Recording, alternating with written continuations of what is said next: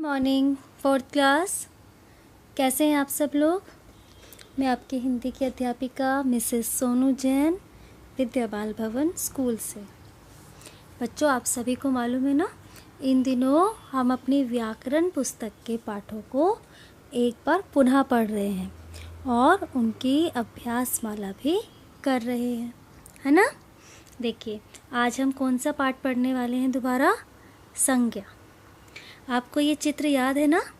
देखिए, मैं आपको फिर समझाती हूँ। यहाँ पे 3 सहेलियाँ हैं जो कि नैनीताल घूमने आई हैं। देखिए, इनके हाथ में नाव चलाने वाला चप्पू है। ये नाव में बैठी हैं। हमें पहाड़ दिखाई दे रहे हैं, घर दिखाई दे रहे हैं। आपको पता है, ये ट्रेन से आई, फिर ये बस में आई। हाँ, ये सब मैं जो आपके सामने नाम ले रही हूँ, पहाड़, नाव, ट्रेन, बस, और इन सहेलियों के नाम कृतिका, वर्णिका, कुछ भी नाम रख दीजिए, ये सब नाम है। ठीक है, तो नाम को ही बच्चों आप ध्यान दीजिए, हम संज्ञा कहते हैं। ठीक है, इसके लिए आगे पढ़ते हैं। देखिए इस चित्र के बारे में यहाँ पे दिया गया है। गर्मियों में मधुरा और उसकी सहेलियाँ कृतिका, शैला और वर्णिका नैनीताल घूमने गईं। वे दिल्ली से रेलगाड़ी द्वारा काठगोदाम और वहाँ से टैक्सी द्वारा नैनीताल पहुँची। नैनीताल का मुख्य ताल चारों तरफ हरी भरी पहाड़ियों से घिरा है, जिन पर उगे हरे भरे वृक्ष शहर और ताल की सुंदरता को बढ़ा रहे हैं। मधुरा ने कैमरे से इन प्राकृतिक सुंदरता के कई चित्र खींचे।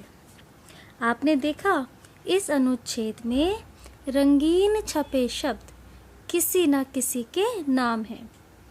कोई स्थान का नाम है, कोई व्यक्ति या किसी वस्तु, और तो और भाव का। सभी नाम संज्ञा कहे जाते हैं। तो बच्चों, इस प्रकार से संज्ञा की क्या परिभाषा निकल कर आई, मेरे साथ दोहराएंगे आप।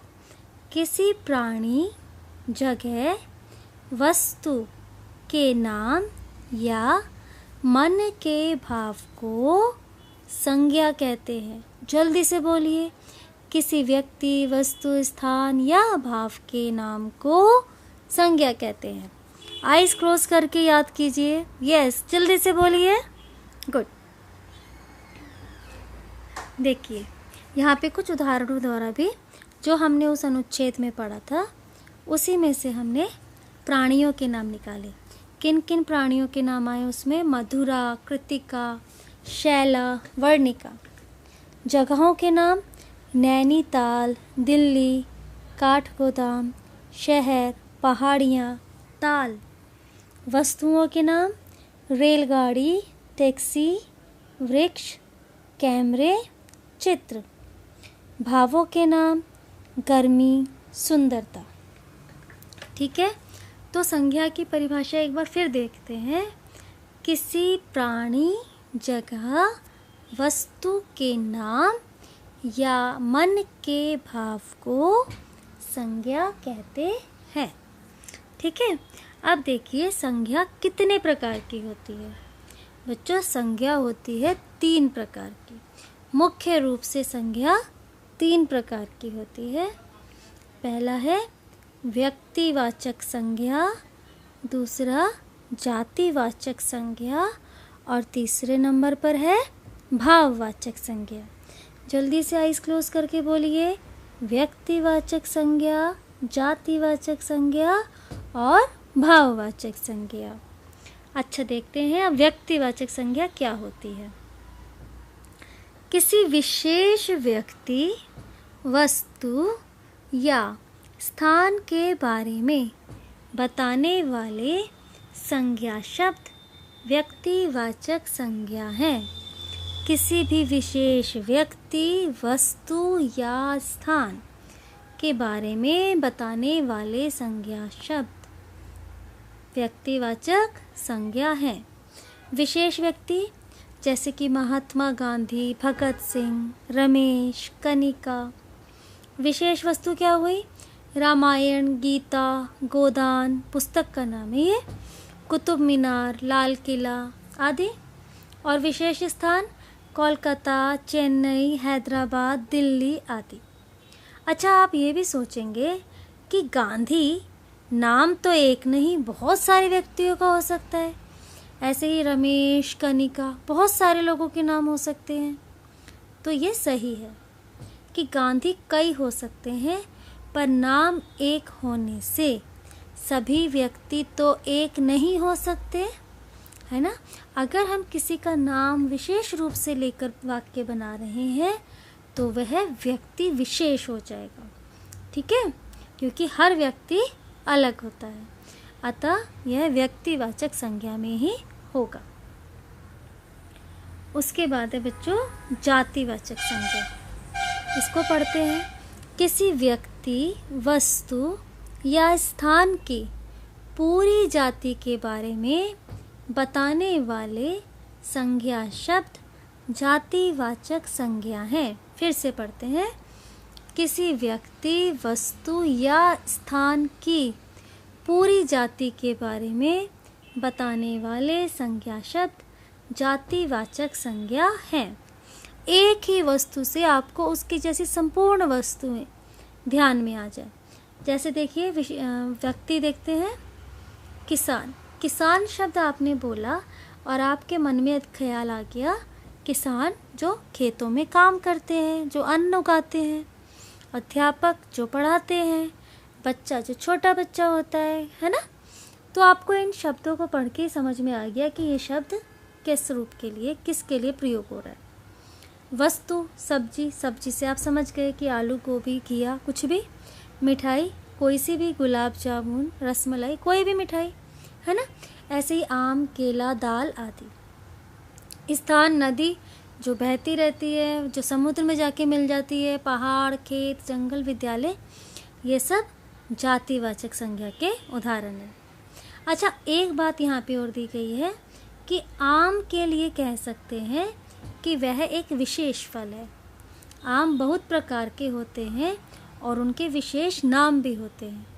यहाँ एक विशेष आम की बात नहीं की गई, इसीलिए इसे जातिवाचक संज्ञा ही कहेंगे। अब है भाववाचक संज्ञा। अब ऐसा होता है बच्चों, कुछ संज्ञाएं ऐसी होती हैं जो ना तो जातिवाचक होती हैं ना ही व्यक्तिवाचक। वे दिखाई नहीं देती हैं, ना ही हम उन्हें छू सकते हैं। उन्हें हम सिर्फ और सिर्फ महसूस कर सकते हैं, इसलिए उन्हें भाववाचक संज्ञा कहा जा सकता है। ध्यान दीजिए हमेशा पहचानने के लिए, जिनको आप छू नहीं सकते हैं, उनको सिर्फ आप महसूस कर सकते हैं, वो आपके मन के भाव हैं। जैसे कि मिठास, आप मिठाई खा सकते हैं लेकिन उसकी मिठास हम महसूस कर सकते हैं। हमें गर्मी लग रही है लेकिन क्या गर्मी छू सकते हो आप? नहीं ना। ये होते हैं मन के भाव। देखिए यहाँ पर कुछ आपको संज्ञा शब्द दिए गए हैं जिनसे कि भाववाचक संज्ञा बनाई गई है। बच्चा, बचपन। बूढ़ा, बुढ़ापा। माँ, ममता। सुंदर, सुंदरता। भला, भलाई। पढ़ना, पढ़ाई। चढ़ना, चढ़ाई। खुश, खुशी। गरम, गर्मी। मिठाई, मिठास। पशु, पशुता। ऊंचा, ऊंचाई। मनुष्य, मनुष्यता। वीर, वीरता।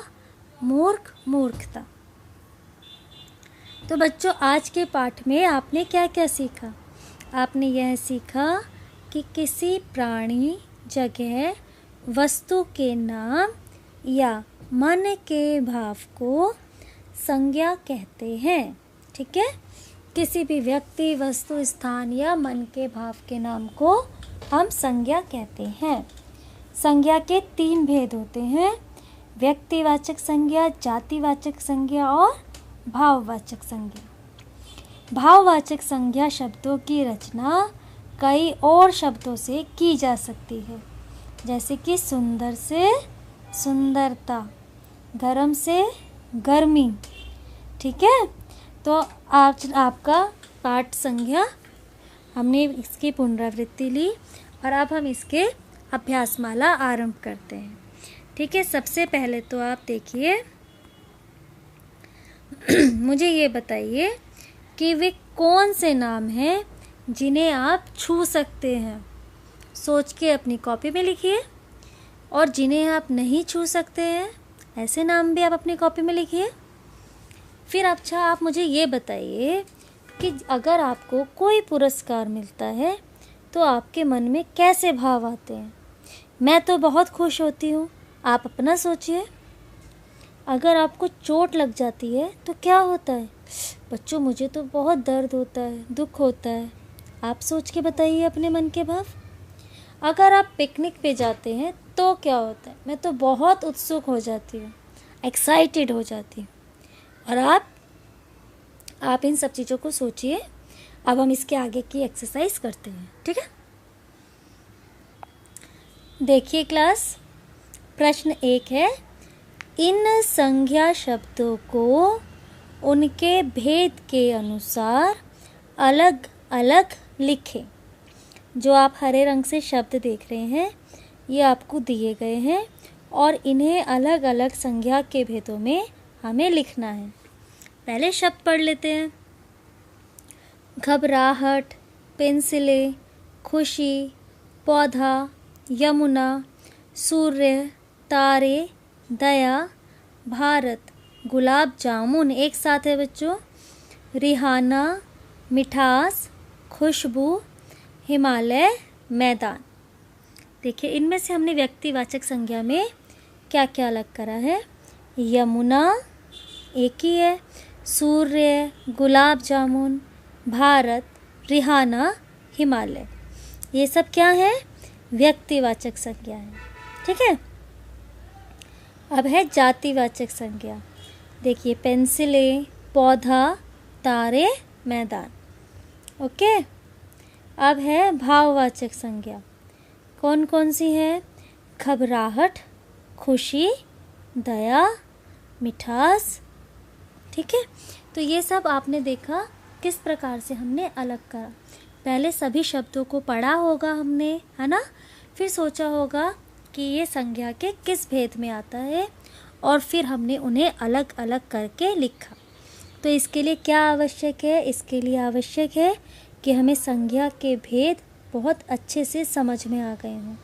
और वो समझ कैसे आएंगे आपको, बार बार इस पाठ को पढ़ने के बाद। ठीक है, अब अगला प्रश्न है बच्चों, संज्ञा के सही भेद पर सही लिखो।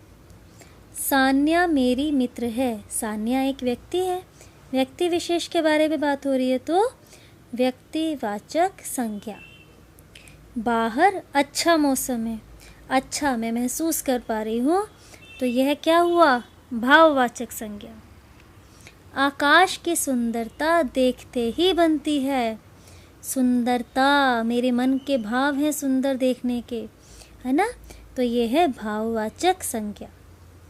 आजकल बच्चे मस्ती कर रहे हैं, है ना, तो बच्चे तो जाति में आते हैं, जातिवाचक संज्ञा। कोयल की कूक मेरे मन में प्रसन्नता भर देती है। कोयल एक व्यक्ति विशेष, है ना, विशेष पक्षी के बारे में बात हो रही है, तो ये हुआ व्यक्तिवाचक संज्ञा। तो बच्चों आपको संज्ञा पाठ समझ में आया, उसके हमने कुछ प्रश्न उत्तर भी करे हैं। अब अगली वीडियो में हम इसके आगे की अभ्यासमाला करेंगे। तब तक आपको मालूम ही है आपको क्या करना है। इस वीडियो को भी आपको 2 बार 3 बार सुनना है, अपने पाठ को भी पढ़ना है और समझना है। ठीक है क्लास।